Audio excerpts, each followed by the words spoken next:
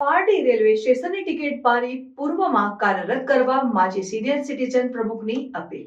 Pardi railway station વર્ષો જૂનું railway station છે। નોંધનીય બાબત એ છે કે વર્ષોથી આ રેલવે સ્ટેશનના પશ્ચિમમાં ટિકિટ બારી ચાલી આવે છે।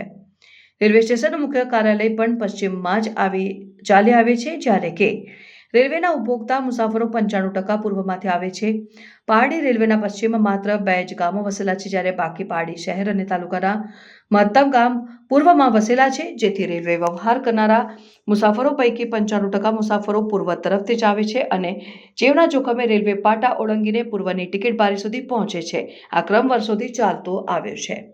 હવે પૂર્વમાં વસતી વિસ્તારમાં વધારો થયો છે, તેથી રેલવે ઉપભોક્તામાં પણ વધારો થયો છે, જેને લઈ પારડી રેલવે સ્ટેશન પાસે પૂર્વમાં ટિકિટ બારી જો શરૂ કરવામાં આવે તો મુસાફરોને ઘણો રાહત થાય તેમ છે।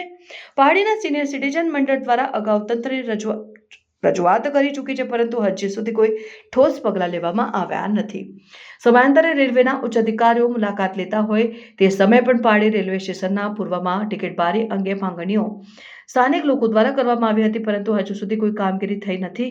વલસાડ ડાંગ સાંસદ સભ્ય ધવલભાઈ પટેલ આ બાબતે પ્રત્યક્ષ નિરીક્ષણ કરીને જવાબદાર તંત્ર તરફ ધ્યાન દોરે અને લોકોની વર્ષોની માંગણી પરિપૂર્ણ થાય તેવા પ્રયત્ન કરે તેવી આશા વ્યક્ત થઈ રહી છે। પારડીના રેલવે સ્ટેશન ઉપર ટિકિટ બારીનો પ્રશ્ન પેચીદો પ્રશ્ન ઘણા વર્ષથી ચર્ચામાં રહ્યો। ખૂબ પ્રયત્ન કર્યા, પરંતુ એનું કોઈ સુભગ પરિણામ આપણને પ્રાપ્ત થયું નથી। કદાચ તંત્રની અગર તો અધિકારીઓની ઉદાસીનતાને હિસાબે એનો ભોગ ડેલી પેસેન્જરો, ખાસ કરીને સિનિયર સિટીઝનો છે, વયસ્ક માતાઓ છે, ભગીનીઓ છે, બાળકોને લઈને ટિકિટ બારી પર જાય અને આખો બ્રિજ ક્રોસ કરીને આવવાનું હોય તો એ સમયે બહુ જ તકલીફ પડે છે, પરંતુ આ બાબત ધ્યાનમાં લેવામાં આવતી નથી અને ઘણી વખતે ગાડી પકડવાની ઉતાવળમાં લોકો રેલવે ક્રોસિંગ કરીને જાય અને એક્સિડન્ટના ભોગ બને છે।